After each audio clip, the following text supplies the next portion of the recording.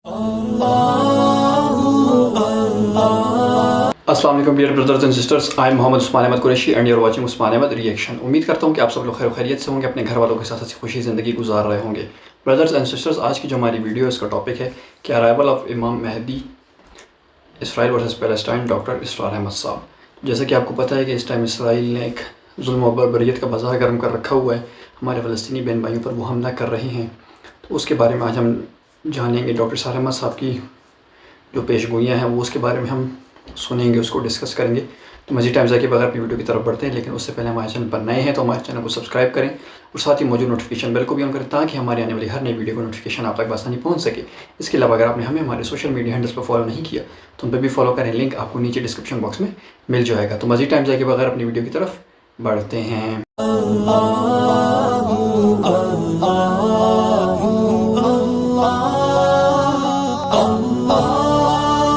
जब मलाहिम का दौर शुरू होगा तो अल्लाह ताला उठाएगा एक लश्कर या लश्करों पर लश्कर मवाली में से। मवाली कौन है? अरबों ने जब फतह किया था इस पूरे इलाके को खिलाफत राशिदा के दौरान, और फिर वो लोग जो है, एक राय तो ये थी कि इन्हें गुलाम बनाया जाए सारी आबादियों को, लेकिन ये कि हजरत उमर का इज्तिहाद था, उसके मुताबिक जो उनको गुलाम नहीं बनाया गया तो वो मवाली की हैसियत रखते। अरबों में दम नहीं है, मवाली में से लश्कर उठेंगे कि जो दर हकीकत हजरत मेहदी की हुकूमत को कायम करेंगे।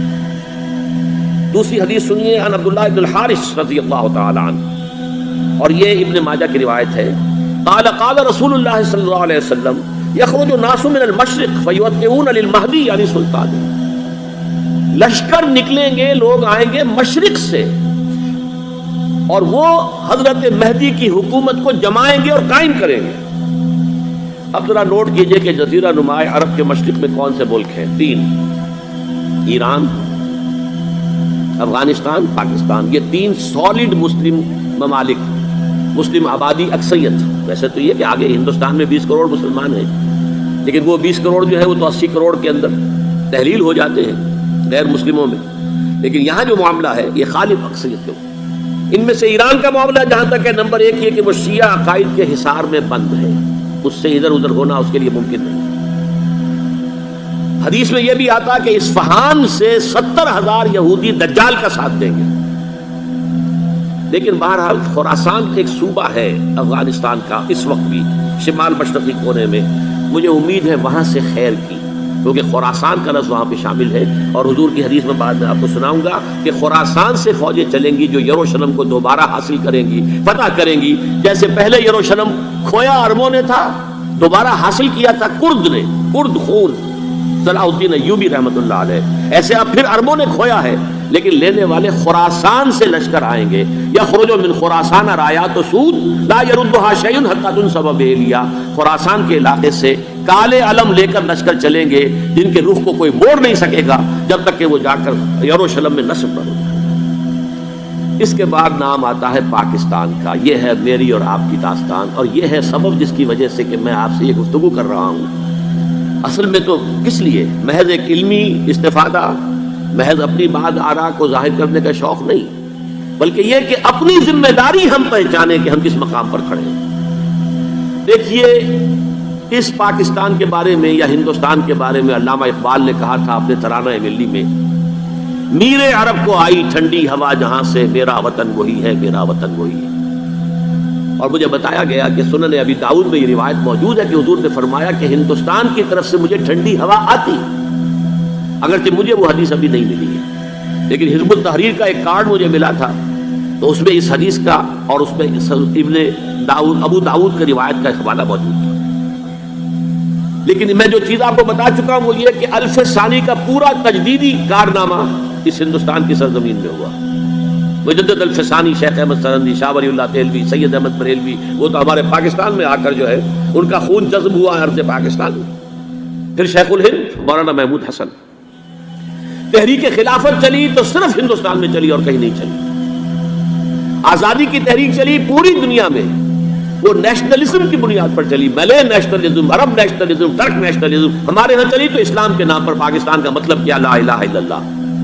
फिर पाकिस्तान कायम हुआ मोजज़े के तौर पर, बल्कि नाजिल हुआ है लैलतुल क़द्र में, इन्ना अंज़लनाहु फ़ी लैलतिल क़द्र। जैसे कुरान नाजिल हुआ लैलतुल क़द्र में, ये पाकिस्तान भी नाजिल हुआ लैलतुल क़द्र में। اس کا برقرار رہنا ابھی تک معجزہ ہے۔ ہندو یہ سمجھتا تھا، کانگریس سمجھتی تھی کہ جھٹپٹ ختم ہو جائے گا۔ پھر یہ کہ اس کا قرارداد مقاصد کا پاس ہو جانا، مزید بھی اور اضافی دفعات دستور میں آ جانا، اب کمرشل انٹرسٹ کو ربا قرار دے کر حرام قرار دینا، یہ سارے لینڈ مارکس ہیں کہ جو اشارہ کر رہے ہیں کسی چیز کی طرف، معاملہ کدھر جا رہا ہے۔ پھر یہ جو 14ویں صدی کے مجدد تھے شیخ الہند، اس کے بعد سے کچھ ایسی شخصیتیں عظیم پیدا ہوئی ہیں ہند میں، جن کو میں سمجھتا ہوں کہ 14ویں صدی کے مجدد اور 15ویں صدی کے مجدد کے درمیان یہ 15ویں صدی کے مجدد کی راہ کو سیدھا کرنے والے، جیسے کہ حضرت یحییٰ نے کہا تھا میں تو آنے والے کا راستہ سیدھا کر رہا ہوں حضرت عیسیٰ کے لیے، ایسے ہی 15ویں صدی کے لیے امام مہدی کے لیے راستہ صاف کرنے والے سب سے پہلے علامہ اقبال، جنہوں نے اسلام کا تصور دین کی حیثیت سے دوبارہ زندہ کیا ہے، ورنہ اسلام ایک مذہب کی شکل اختیار کر چکا تھا۔ پھر مولانا مودودی، مولانا ابوالکلام آزاد حکومت الہیہ کے نعرے کے ساتھ میدان میں آئے۔ یہ اقبال نے جو تصور پیش کیا تھا اس پر عملی جدوجہد کے لیے حزب اللہ قائم ہوئی۔ نوٹ کر لیجیے 11 برس کا فرق ہے عمر کا علامہ اقبال کے اور ابوالکلام کے، اور 1913 میں جب حزب اللہ قائم کیا اس وقت علامہ اقبال کی ملی شاعری اپنے عروج کو پہنچ چکی تھی۔ پھر یہ کہ علامہ اقبال کے بعد تعمیل جو ہے اس کام کی وہ ابوالکلام نے کی، لیکن روایتی علماء کی شدید مخالفت کی وجہ سے وہ بددل ہو کر چھوڑ گئے، کانگریس میں شامل ہو گئے، بساط جو ہے حزب اللہ کی انہوں نے لپیٹ دی۔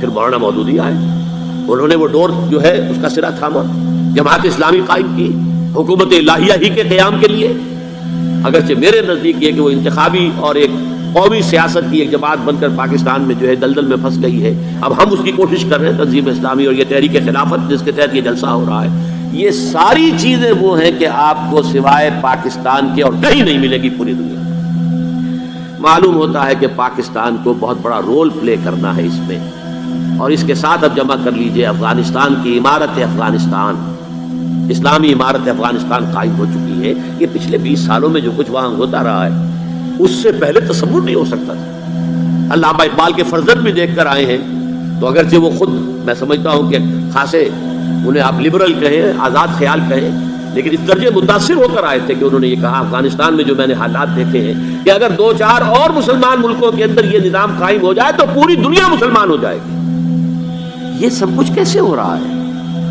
یہ آنے والے دور کی جھلکیاں ہیں۔ Coming events are casting their shadows before. یہ سب بتا رہے ہیں کہ پاکستان افغانستان کو مل کر اس میں کوئی عظیم رول پلے کرنا ہے۔ اور اس کے ضمن میں اب میں علامہ اقبال کے بارے میں آخری بات کہہ رہا ہوں۔ علامہ اقبال کے بارے میں عام یہ خیال ہے، انہوں نے اپنے خطبات میں مہدی کا اور نزول مسیح کا، حالانکہ میں کل پڑھ رہا تھا مولانا سعید احمد اکبر آبادی رحمۃ اللہ علیہ کا ایک مقالہ ان کا کہ علامہ اقبال نے ابن خلدون کے بارے میں یہ کہا ہے کہ مہدی کا اور نزول عیسیٰ کا دونوں کا انہوں نے انکار کیا ہے، حالانکہ ابن خلدون نے نزول عیسیٰ کا انکار نہیں کیا، صرف مہدی کا انکار کیا ہے۔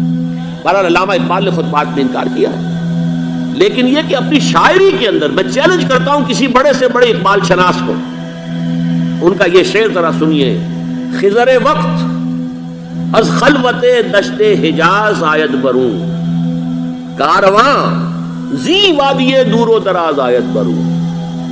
خضر وقت، امام وقت، رہنمائے وقت، قائد وقت، خلوت دشت حجاز، حجاز کی صحرا کی کسی خلوت گزینی سے نکل کر باہر آئیں گے۔ میں حیران ہوتا ہوں علامہ کے اس فکر پر اور اس مصرے پر۔ یہاں انہوں نے شیعہ اور سنی دونوں کے کانسیپٹ جمع کر دیے۔ بالکل ناظرین، جیسا کہ آپ نے دیکھا، چاہے کچھ بھی ہو، چاہے لوگ کتنا ہی مسلمانوں پر ظلم کر لیں، کتنا ہی یہ اسرائیل فلسطین پر ظلم کر لیں، لیکن وہ وقت دور نہیں جب اسلام کو ہی غلبہ حاصل ہو کر رہے گا۔ تمام اسلام دشمن قوتیں، تمام کفار یہ دم توڑ جائیں گی، یہ کچھ بھی نہیں کر سکیں۔ کیونکہ اللہ کا فیصلہ ہے، اللہ کا جو فیصلہ ہے، اللہ سبحانہ وتعالیٰ کی جو مدد ہے، اللہ سبحانہ وتعالیٰ کا جو وعدہ ہے مسلمانوں کے ساتھ ہے، اور اللہ سبحانہ وتعالیٰ نے یہ قرآن میں بھی فرمایا ہے، جس کا مطلب یہ ہے، جس کا مفہوم یہ بنتا ہے کہ اللہ سبحانہ وتعالیٰ نے دین اسلام اس لیے نازل کیا ہے، دین اسلام اس لیے بھیجا ہے تاکہ اس کو تمام دینوں پر غلبہ حاصل ہو جائے، بھلے ہی کفار کو برا بھلا کیوں نہ لگے۔ تو امید کرتا ہوں کہ آپ نے اس ویڈیو سے کچھ نہ کچھ سیکھا ہوگا۔ سیکھا ہے تو لازمی اس کو دوسروں تک شیئر کریں، اور ظلم کے خلاف خاموش رہنے والا بھی ایسا ہی ہے جیسے کہ وہ بھی ظلم کرنے والوں میں شامل ہو. تو ظلم کے خلاف آواز اٹھائیں، ان کی آواز بنیں. حد سے زیادہ ہم کیا کر سکتے ہیں؟ ان کے لیے امداد بھیجنے کا ذریعہ کر سکتے ہیں، ان کے لیے امداد بھیج سکتے ہیں. اللہ سبحانہ وتعالیٰ سے رو رو کے دعائیں مانگ سکتے ہیں کہ اللہ ہمارے فلسطینی بہن بھائیوں کی مدد فرمائیے اور ظالموں کو تباہ و برباد فرمائیے. اور اس میں کہ حدیث کا بھی مفہوم ہے کہ اگر کوئی برائی کو ہوتے ہوئے دیکھو تو اس کو ہاتھ سے روکو. اگر ہاتھ سے روکنے کی طاقت نہیں تو زبان سے برا کہو. زبان سے نہیں روک سکتے تو اس کو کم سے کم دل سے برا سمجھو. اور یہ ایمان کا کم ترین درجہ ہے. تو امید کرتا ہوں کہ آپ ظلم کے خلاف آواز اٹھائیں گے، ہمارے فلسطینی بہن بھائیوں کی آواز بنیں گے، ان کی اس آواز کو تمام دنیا تک پہنچائیں گے، اور جس حد تک ہم سے ہو سکا ہم اس کے لیے کوشش کریں گے. بہت جلد انشاءاللہ آپ سے ایک دوسری ویڈیو میں ملاقات ہوگی. تب تک کے لیے السلام علیکم ورحمۃ اللہ وبرکاتہ.